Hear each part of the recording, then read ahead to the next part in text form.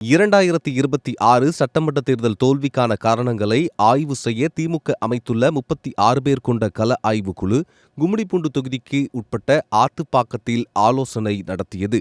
அப்போது உட்கட்சி பூசல் காரணமாக இரு தரப்பினருக்கும் இடையே வாக்குவாதம் ஏற்பட்டது. பின்னர் வாக்குவாதம் தள்ளுமுள்ளாக மாறிய சம்பவம் பரபரப்பை ஏற்படுத்தியது.